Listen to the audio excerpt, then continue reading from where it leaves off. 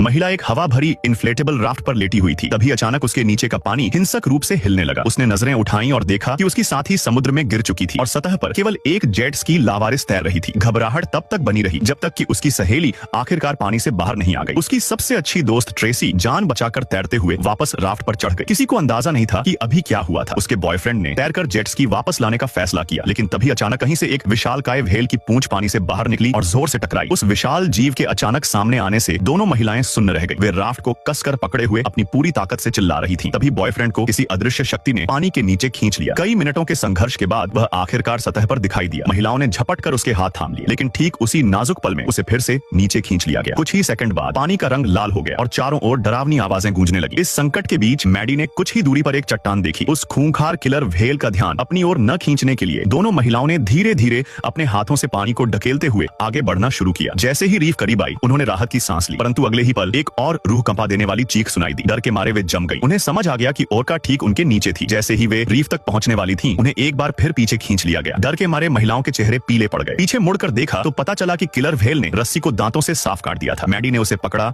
और अपनी पूरी ताकत से खींचा, लेकिन पानी में फिर से भयानक लहरें उठने लगी। एक ओरका जिसका पृष्ठीय पंख मुड़े हुए चाकू जैसा था, सीधे उनकी ओर लपकी। महिलाएं डर के मारे पूरी तरह सुन्न हो चुकी थीं। उन्होंने इतना खौफनाक मंजर पहले कभी नहीं देखा था। वह जीव न केवल चाकू जैसे पंख वाला था, बल्कि उससे कान फाड़ देने वाली तीखी आवाजें भी निकल रही थी। कुछ चक्कर लगाने के बाद ओरका वापस गहराई में चली गई, मानो वह लुका छिपी का कोई जानलेवा खेल खेल रही हो। उन्हें पता था कि अगर यह सिलसिला जारी रहा तो वे नहीं बचेंगी। काफी देर हिचकिचाने के बाद मैडी ने राफ्ट छोड़ने का फैसला किया, लेकिन अत्यधिक डर के कारण वह तैर नहीं पाई और वापस राफ्ट पर रेंग कर चढ़ गई। इसी बीच ट्रेसी रीफ तक पहुंचने ही वाली थी। ओरका ने तुरंत दिशा बदली और उसका पीछा करना शुरू कर दिया। जीवन और मृत्यु के इस मोड़ पर ट्रेसी आखिरकार चट्टानों पर चढ़ने में सफल रही, जहां वह पूरी तरह थक कर ढह गई। हालांकि मैडी अब भी भारी खतरे में थी। भागने की नाकाम कोशिश ने उसका आत्मविश्वास तोड़ दिया था। वह बेकाबू होकर कांप रही थी और हिलने की हिम्मत तक नहीं जुटा पा रही थी। सबसे बुरा तो यह हुआ कि राफ्ट की हवा निकलनी शुरू हो गई थी। अब कोई और रास्ता न देख मैडी ने सब कुछ दांव पर लगाने का फैसला किया। उसने सिर के बल समुद्र में छलांग लगा दी और अपने पैरों को पूरी ताकत से चलाते हुए ऐसे तैरने लगी मानो उनमें कोई टर्बो इंजन लगा हो।